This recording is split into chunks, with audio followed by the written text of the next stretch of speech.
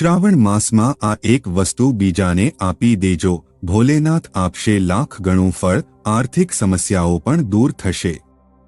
શ્રાવણ માસ ભગવાન શિવનો પ્રિય મહિનો છે। આ મહિનામાં ભોલેનાથની પૂજાનું વિશેષ મહત્વ છે। ભગવાન શિવ એક લોટો જળથી પણ પ્રસન્ન થઈ જાય છે અને તેમના ભક્તોને આશીર્વાદ આપે છે। પરંતુ શ્રાવણ માસ મહાત્મા અને શિવ પુરાણમાં શ્રાવણમાં કેટલાક વિશિષ્ટ દાન વિશે જણાવવામાં આવ્યું છે, જે કરવાથી તમે સુખ સમૃદ્ધિ પ્રાપ્ત કરી શકો છો। તો ચાલો જાણીએ શ્રાવણમાં કઈ કઈ વસ્તુ છે જે બીજાને અપાવી જોઈએ। શ્રાવણ માસ મહાત્મ્યમાં આ મહિનાનું મહત્વ અને દાનના નિયમો વિશે વિસ્તૃત રીતે જણાવવામાં આવ્યું છે। શ્રાવણ માસ ભગવાન શિવનો પ્રિય મહિનો છે અને આ મહિનામાં કરવામાં આવતા શુભ કાર્યોનું અદ્ભુત ફળ મળે છે। એવું માનવામાં આવે છે કે શ્રાવણમાં વ્યક્તિએ કોઈને કોઈ વ્રતનું પાલન જરૂર કરવું જોઈએ, સાથે જ પોતાની ક્ષમતા મુજબ દાન કરવું જોઈએ। આમ કરવાથી શિવજી પ્રસન્ન થાય છે અને તેમની કૃપા પ્રાપ્ત થાય છે। તો ચાલો વિસ્તારથી જાણીએ શ્રાવણ માસના દાન વિશે। શ્રાવણ માસનો દરેક દિવસ ભગવાન શિવને સમર્પિત છે। શાસ્ત્રો અનુસાર એવું માનવામાં આવે છે કે શ્રાવણ માસમાં ભગવાન શિવની સાથે માતા પાર્વતીની પૂજા કરવાથી સુખ, સૌભાગ્ય અને ધનસંપદાની પ્રાપ્તિ થાય છે। સાથે જ ભોલેનાથ તેમના ભક્તોના દરેક કષ્ટને દૂર કરે છે। તમને જણાવી દઈએ કે સાવનના એક સોમવાર પસાર થઈ ગયા છે। શ્રાવણ માસમાં ભોલેનાથની પૂજા કરવાની સાથે સાથે આ જ્યોતિષીય ઉપાયો પણ અપનાવી શકાય છે। આ ઉપાયો કરવાથી સુખ સમૃદ્ધિ અને ધનસંપદાની પ્રાપ્તિ થાય છે। સાવનના મહિનામાં કોઈ પણ દિવસે ઘરમાં પારદ શિવલિંગની સ્થાપના કરો અને તેની યથાવિધિ પૂજા કરો। ત્યારબાદ નીચે લખેલા મંત્રનો 108 વખત જાપ કરો। મંત્ર છે જય હરિ શ્રી ઓમ નમઃ શિવાય શ્રી હરિ। દરેક મંત્રની સાથે બીલીપત્ર પારદ શિવલિંગ પર ચઢાવો। બીલીપત્રના ત્રણેય પાંદડા પર લાલ ચંદનથી ક્રમશ એ હરિશ્રી લખો। 108મું બીલીપત્ર શિવલિંગ પર ચઢાવ્યા પછી તેને બહાર કાઢીને તમારા પૂજન સ્થાન પર રાખો અને રોજ તેની પૂજા કરો। એવું માનવામાં આવે છે કે આમ કરવાથી વ્યક્તિની આવકમાં વધારો થાય છે। શ્રાવણ માસના કોઈ પણ દિવસે ભગવાન શિવના મંદિરમાં જઈને શિવલિંગનો દૂધ અને કાળા તલથી અભિષેક કરો। અભિષેક માટે તાંબાના વાસણ સિવાય અન્ય કોઈ ધાતુના વાસણનો જ ઉપયોગ કરો।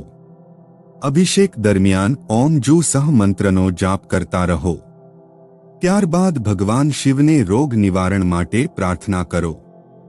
ભગવાન શિવની કૃપાથી તમે ટૂંક સમયમાં રોગમુક્ત થઈ જશો। સુગંધિત તેલથી ભગવાન શિવનો અભિષેક કરવાથી ઘરની સુખ સમૃદ્ધિમાં વધારો થાય છે। તેજસ્વી બુદ્ધિ માટે ખાંડ મેળવેલા દૂધથી શિવલિંગનો અભિષેક કરો। દરરોજ 21 બીલીપત્રો પર ચંદનથી ઓમ નમઃ શિવાય લખીને શિવલિંગ પર ચઢાવો। સાથે જ એકમુખી રુદ્રાક્ષ પણ અર્પણ કરો। આમ કરવાથી તમારી બધી મનોકામનાઓ પૂર્ણ થશે।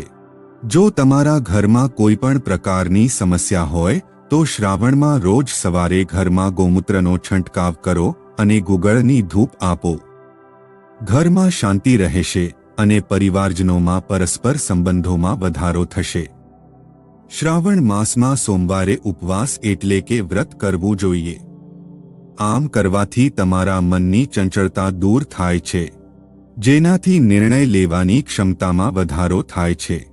સાથે જ ગ્રહો અને નક્ષત્રોની અશુભ અસર દૂર થાય છે અને મુશ્કેલ પરિસ્થિતિમાં પણ તમે પોતાને સાચી રીતે વ્યક્ત કરી શકો છો। શ્રાવણ સોમવારનું વ્રત કરવાથી ભગવાન શિવ પ્રસન્ન થાય છે અને તેમનો આશીર્વાદ પ્રાપ્ત થાય છે। સાથે જ શિવલિંગ પર દૂધનો અભિષેક કરો।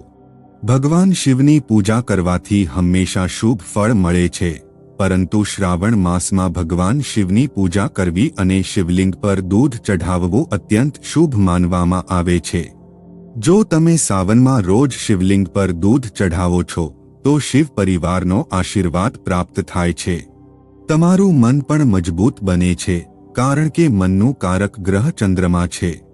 જે ભગવાન શિવના મસ્તક પર શોભે છે. શ્રાવણમાં રોજ શિવલિંગ પર દૂધ ચઢાવવાથી કુંડળીમાં ચંદ્રમાની સ્થિતિ પણ મજબૂત થાય છે અને મનની ચંચળતા દૂર થાય છે. સાથે જ ભગવાન શિવને કેસર મિશ્રિત ખીરનો ભોગ લગાવો. આમ કરવાથી નોકરી અને વ્યવસાયમાં લાભ પ્રાપ્ત થાય છે. ઓમ ત્ર્યંબકમ યજામહે સુગંધિમ પુષ્ટિવર્ધનમ ઉર્વારુકમિવ બંધનાન મૃત્યોર્મુક્ષ્ય મામૃતાત. શ્રાવણ માસમાં રોજ મહામૃત્યુંજય મંત્રનો જાપ કરવો જોઈએ.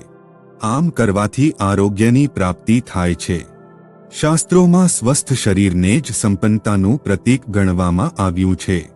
જો તમે સ્વસ્થ છો તો તમે જીવનમાં દરેક સફળતા પ્રાપ્ત કરી શકો છો. તેથી સાવન માસમાં રોજ મહામૃત્યુંજય મંત્રનો જાપ કરો. આ મંત્રના જાપથી તમારું માનસિક સ્વાસ્થ્ય પણ સુધરે છે. ભગવાન શિવને ભાંગ, ધતુરો અને બીલીપત્ર અર્પણ કરવું ખૂબ શુભ માનવામાં આવે છે. આ વસ્તુઓ શ્રાવણ સોમવારના દિવસે શિવ મંદિરમાં શિવલિંગને અર્પણ કરવાથી ભોલેનાથનો આશીર્વાદ પ્રાપ્ત થાય છે અને જીવનમાં ધનધાન્યની કમી ક્યારેય રહેતી નથી. સાથે જ જીવનમાં આવતી અડચણો પણ દૂર થાય છે. ભગવાન શિવની કૃપા પ્રાપ્ત કરવા માટે શ્રાવણ માસમાં તમારે તમારા ખાનપાનનું પણ વિશેષ ધ્યાન રાખવું જોઈએ. આ મહિનામાં માંસમદિરા એટલે કે તામસિક ભોજનનું સેવન ટાળવું જોઈએ. સાથે જ આ મહિનામાં દૂધ પણ ન પીવું જોઈએ, કારણ કે સાવન માસમાં ભગવાન શિવને દૂધ અર્પણ કરવામાં આવે છે. સાવનમાં દૂધ ન પીવાનું વૈજ્ઞાનિક કારણ પણ છે. શ્રાવણ માસ મહાત્મ્ય અનુસાર સાવન માસમાં મૌન વ્રત રાખવાનું ખૂબ મહત્વ છે. ખાસ કરીને ભોજન સમયે મૌન વ્રત રાખવું જોઈએ અને વ્રતના અંતે ઘંટ અને પુસ્તકનું દાન કરવું જોઈએ. સાથે જ બ્રાહ્મણોને રોટકનું દાન કરવું જોઈએ. કેળા, નાળિયેર, ખજૂર, કાકડી, નારંગી, લીંબુ સહિત અન્ય ઋતુ ફળોનું દાન કરવાનું પણ મોટું મહત્વ છે. આ ઉપરાંત શ્રાવણમાં તમારી કોઈ પ્રિય વસ્તુનો ત્યાગ કરીને ભોલેનાથને અર્પણ કરવાથી વ્યક્તિને પરમ ગતિ પ્રાપ્ત થાય છે અને તેના સત્કર્મોનું લાખ ગણું ફળ મળે છે. શ્રાવણ માસમાં ઘરમાં રુદ્રાભિષેક અને હોમ કરાવવાનું પણ મહત્વ જણાવવામાં આવ્યું છે. સાથે જ ક્ષમતા મુજબ બ્રાહ્મણોને ભોજન કરાવવું જોઈએ.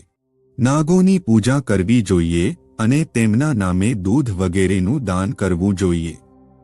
આ ઉપરાંત તલના લાડુ ભગવાનને અર્પણ કર્યા પછી તેનું દાન કરવું જોઈએ.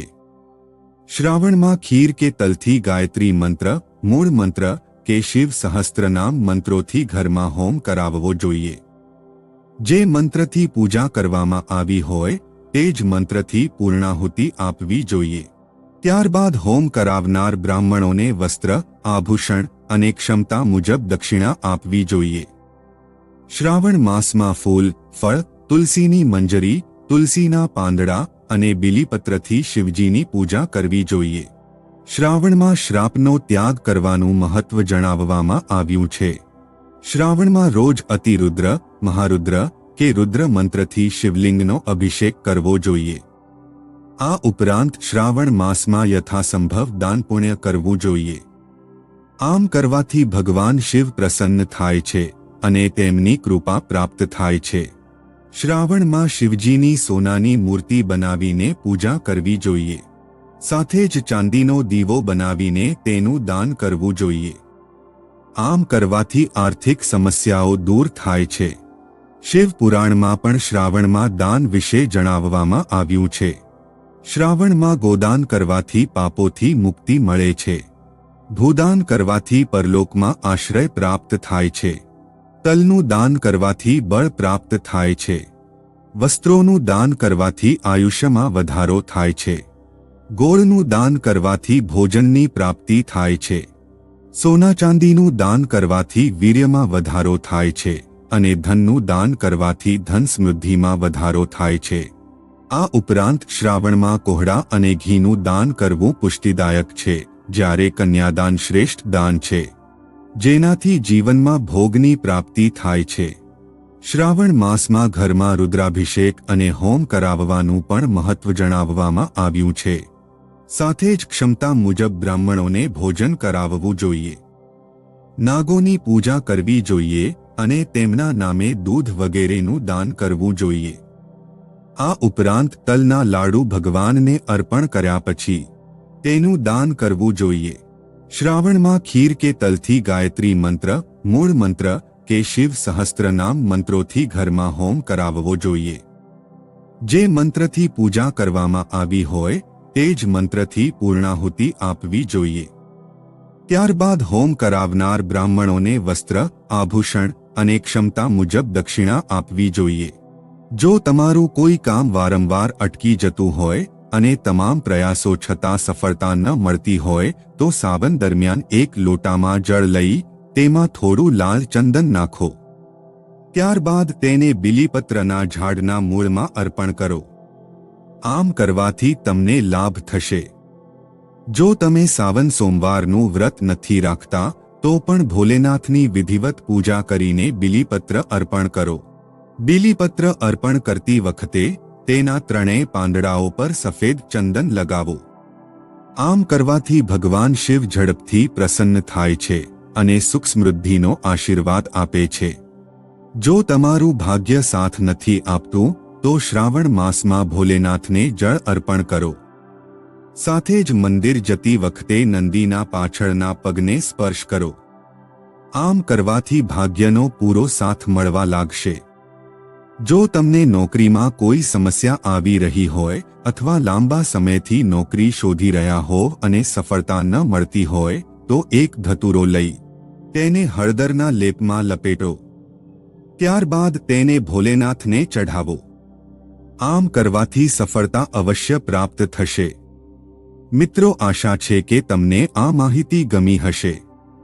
જો તમને આ માહિતી પસંદ આવી હોય તો આપણી ચેનલને સબસ્ક્રાઇબ કરો અને આ વિડીયોને લાઇક કરી કોમેન્ટ બોક્સમાં હર હર મહાદેવ જય ભોલેનાથ અવશ્ય લખી દેજો. આ વિડીયોને અંત સુધી જોવા માટે તમારો ખૂબ ખૂબ આભાર.